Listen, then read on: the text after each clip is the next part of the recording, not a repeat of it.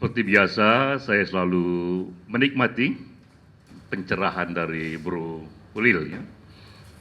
Tadi tentang topik yang saya kira penting, terutama menghadapi pilkada DKI.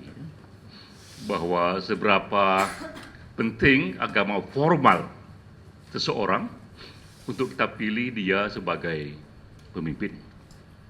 Apalagi jika pemimpin ini agama formalnya berbeda dengan majority. Nah, saya hanya menambah dengan data-data empirik ya, berikut juga survei kalau untuk kasus Ahok ya. Tadi saya sempat baca data terakhir dari Pew Research Center tahun 2015. Bagaimana ternyata per hari ini itu masih ada 30 negara yang menjadikan agama formal seorang pemimpin sebagai syarat agar dia bisa menjadi pimpinan di negara itu. Mungkin ini yang tadi Ulil bilang, the highest authority dari political power di daerah itu. Ya. Kalau dia agama formalnya tidak demikian, dia secara konstitusional dilarang. Ya. Contohnya adalah untuk Lebanon itu syaratnya dia harus Kristen. Ya. Kalau tidak bisa Kristen, nggak bisa dia menjadi calon presiden. Di Thailand syaratnya dia harus Buddha. Kalau tidak Buddha, sejak awal sudah tak bisa dia menjadi pimpinan negara, Perdana Menteri, sampai hari ini. Kalau di negara-negara Islam, Afghanistan, Iran, ya per hari ini clear ya, bahwa memang itu pun juga menjadi syaratnya, dia harus secara formal beragama Islam. Nah, di Indonesia, tak ada merujuk pada agama tertentu, tapi merujuknya pada agama-agama yang diakui oleh negara ya, yang disebut Pancasila itu, bahwa dia minimal bertuhan yang Maha Esa. Bahkan ada juga negara-negara yang secara khusus malah melarang kepala negaranya itu jika dia pemuka agama. Tidak ada negara yang mensyaratkan dia harus secara formal beragama demikian. Ada negara yang justru melarang jika dia pemuka agama. Ya. Itu di negara Amerika Latin seperti Honduras. Ya. Jadi per hari ini ada 30 negara, per total seluruh jumlah negara berarti 30% kira-kira, 15%. Sekarang jumlah negara kita 200 negara, masih ada 15 negara per hari ini yang menjadikan agama formal seseorang sebagai syarat konstitusi untuk dipilih sebagai pemimpin. Jika itu nggak lewat ya sebagai pemimpin ya. Tapi yang jauh lebih banyak lagi di negara yang tak ada syarat legal itu, namun secara budaya masih ada pengaruhnya. Bahkan di Amerika Serikat. Ya. Jadi di Amerika sekarang ini kalau kita lihat sudah ada 44 presiden yang terpilih dan tak satu pun di konstitusi menyatakan presiden harus beragama A atau B. Namun dari 44 presiden yang terpilih di Amerika, dalam sejarahnya baru satu presiden yang bukan Protestan. Selebihnya dia Protestan ya.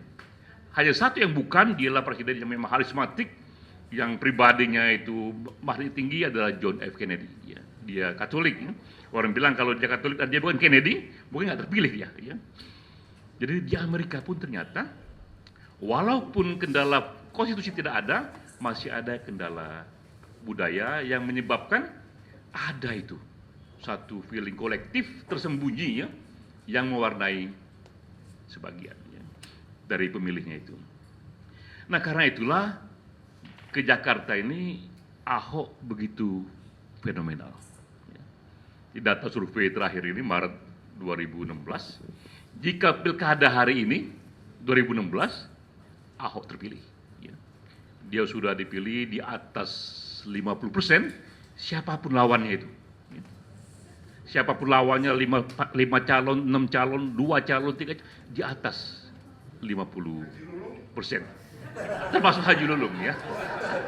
Bahkan jika dilawankan pada Prabowo sekalipun ya, dia sudah di atas 50%.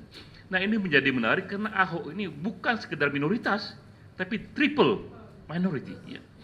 Dia etniknya minoritas, agamanya minoritas, dan juga dia pendatang minoritas juga itu ya.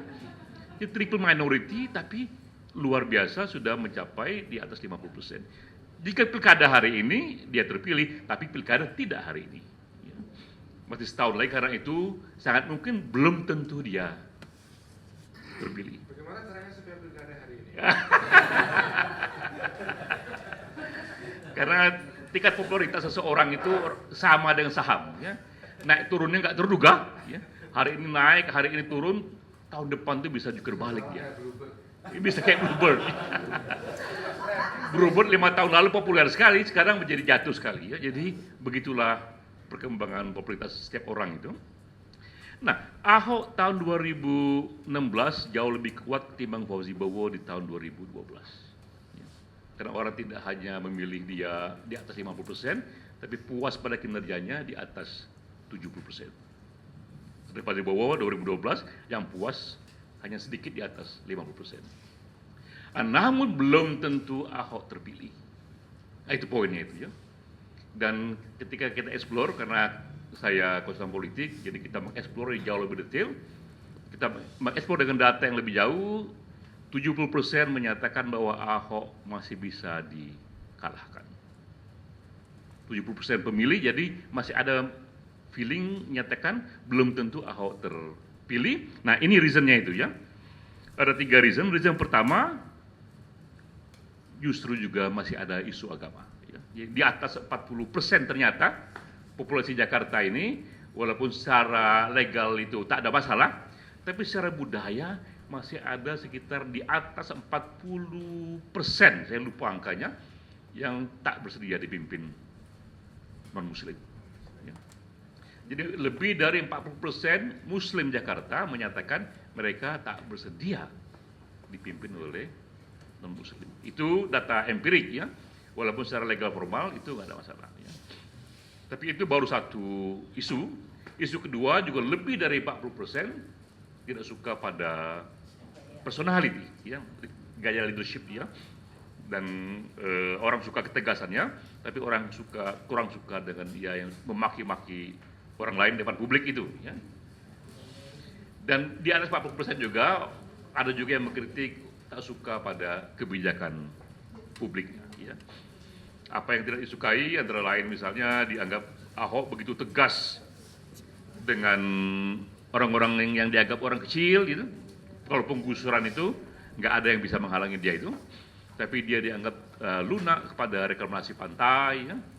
Pantai Jakarta ini yang dia terus lakukan, yang sebagian LSM menyatakan akan ada 2-3 pulau tenggelam itu jika reklamasi itu diteruskan, tapi Ahok juga terus saja ya, sehingga akhirnya sebagai LSM juga membawa kasus ini kepada pengadilan.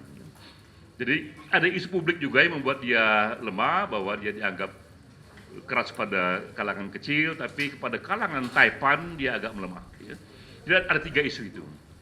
Nah, karena itulah kenapa Pilkada Jakarta menarik, karena sesuai dengan tadi yang dikatakan Ulil, jika nanti Ahok terpilih, berarti ini ada sebuah revolusi dalam masyarakat Indonesia, bahwa sudah ada bukti bahwa majoriti Muslim secara sukarela memilih pemimpin yang non-Muslim jika kinerjanya bagus seperti Ahok, dan agama menjadi non-isu. Ya. Dan itu sebuah revolusi. Ya. Karena apa yang terjadi di Jakarta pada waktu akan terjadi juga di daerah lain. Ya. Jadi kalau Ahok terpilih, pastilah itu karena isu agama sudah menjadi non-faktor. Tapi jika Ahok tidak terpilih, belum tentu juga agama penyebabnya ya, karena tadi dia menjalin dengan isu personality dan isu pada public policy ya.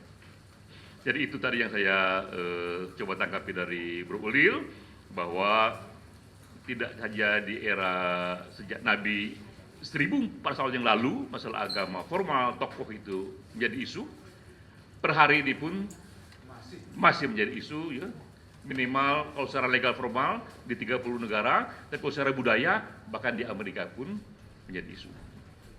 Nah, kedua yang tadi Bro Ulil katakan bahwa sebenarnya dalam norma Islam itu kriteria rekod secara moral baik itu harus juga menjadi ukuran, dan dalam sejarah Islam itu tak dipenuhi, apalagi dalam sejarah demokrasi sekarang.